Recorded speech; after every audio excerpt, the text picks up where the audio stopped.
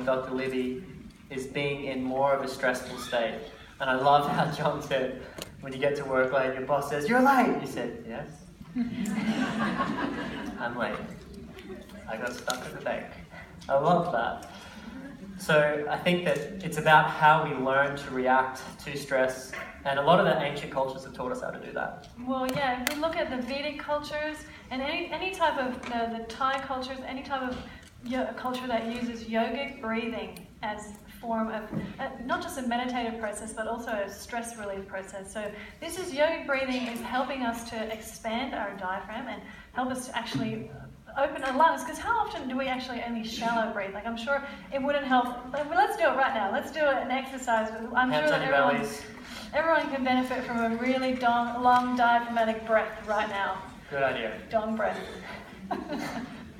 So take a deep breath in. Okay, so as you take a deep breath in, the first thing you want to do is fill that bottom half of your diaphragm so your belly goes out. And then the second part of your breath, you want to breathe in and up to the top of your chest.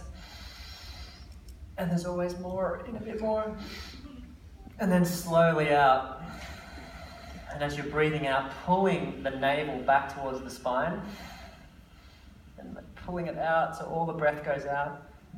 And it's so simple to do, we can all do that. How often do we not realise, but there's actually a lot of stagnant air that's sitting in that cavity, that lung cavity, that never gets breathed out, so to speak. And that lower 2/3 of your lungs here is where, the lower third, sorry, is where 2/3 of your alveoli rely, which does the oxygen-blood exchange.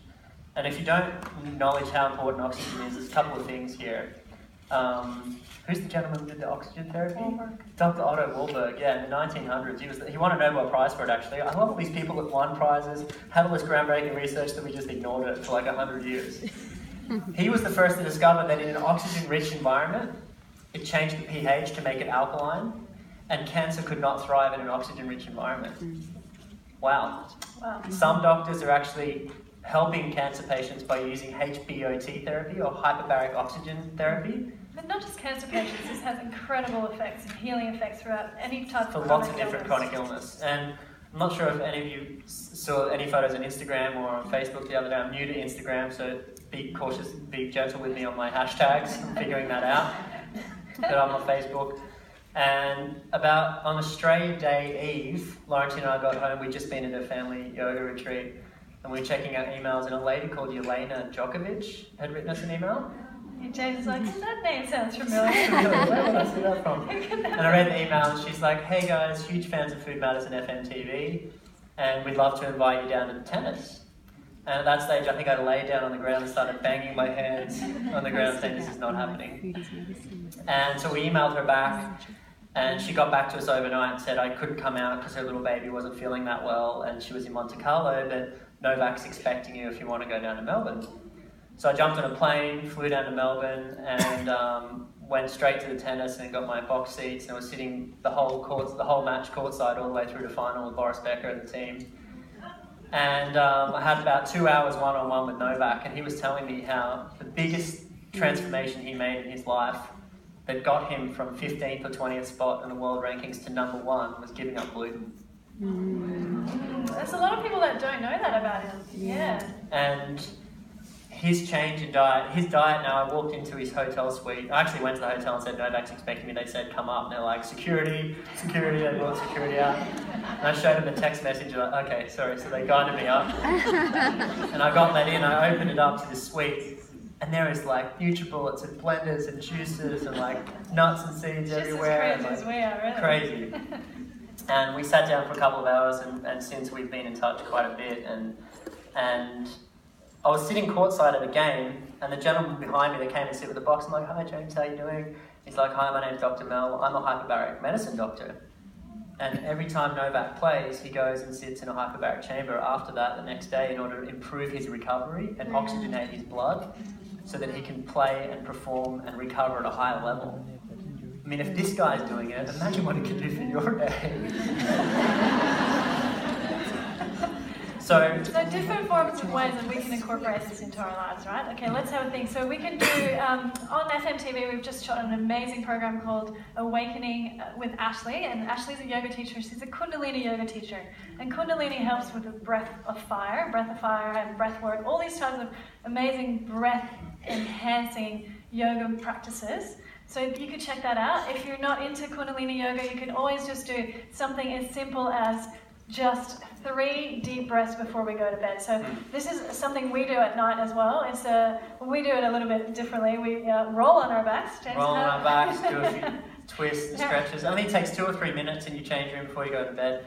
And then just 3 long, slow, deep breaths to really calm your body. Make sure you put your phones on airplane mode if you can, if you're not expecting any emergency calls.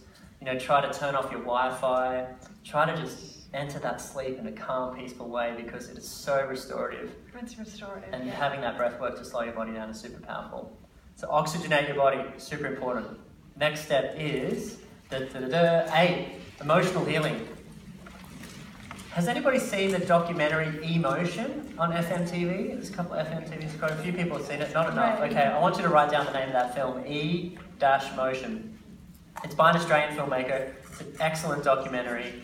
But the more that we understand about illness from a nutritional and environmental perspective, the more we can see there's influences in that way. But the more that we delve deep into it, there is an emotional connection to a lot of different chronic illnesses. And, Bruce Lipton talks a lot about this, the conditioning of the subconscious mind, how we spend from the 3rd trimester up to 6 years of age primarily in a hypnotic, meditative trance.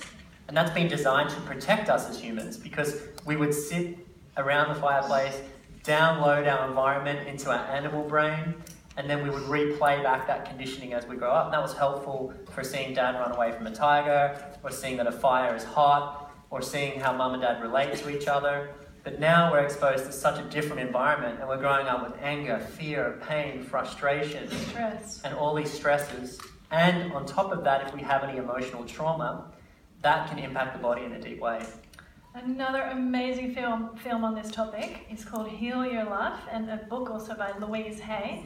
And we've got this on FMTV, and it's really beautiful. What she says is basically every illness stems from an emotional trauma, pain, burden, something that's happened to us when in our subconscious state that has expressed itself as an illness. So it's definitely something to look into and to really ask ourselves and to go deeper with that film. And if you're suffering from any chronic illness, and one of the things I learned with my dad's process was that the more I understood his life and his upbringing, he lost his mother when he was quite young, he lost his dad when he was quite young. In the war. And it was post the war, and he came back. They had a lot of post-traumatic stress disorder. And we didn't know how to handle it. The way that we handle that is they go to the RSL club and drink beer, right? There's no emotional outlets for people suffering from these types of traumas and this type of stress. And it's really, especially the guys in the Australian culture here, we don't have a way to do that. And so I really encourage people to explore that. Some of the great ways that you can do this is through things like clinical hypnosis, tapping as well. Tapping, EFT or tapping. Tapping on meridian points and releasing energy into them. If we bring the slide up again there. So I've written them all down here. So clinical hypnosis, tapping, and EFT. The reason why clinical hypnosis and tapping also helps is because sometimes we don't realise it's these emotions are trapped within us, and it's because they're in the subconscious brain. And if we actually work with a practitioner who's really excellent at helping bring that out in us, then it's so much easier. I mean, I love what John Gabriel teaches in visualizations, but sometimes we don't actually know how to bring these emotions out, and they're so trapped underneath the surface. So it's really amazing to have a clinical hypnotherapist to help bring these emotions out. And things like NLP and also affirmations. If you've seen Hungry for Change, you'll remember Dr. Christian Northrup, who I openly have a crush on. Sorry, Laurentine. She's about 70 years old. I think she's amazing. Love her to death. But she used to write on her prescription pad for her patients, she would write a quote on there which says, "I accept myself unconditionally right now." And she'd have people take that home and read that quote out to themselves in the mirror. And if people threw the mirror on the ground and smashed, she knew they needed more work.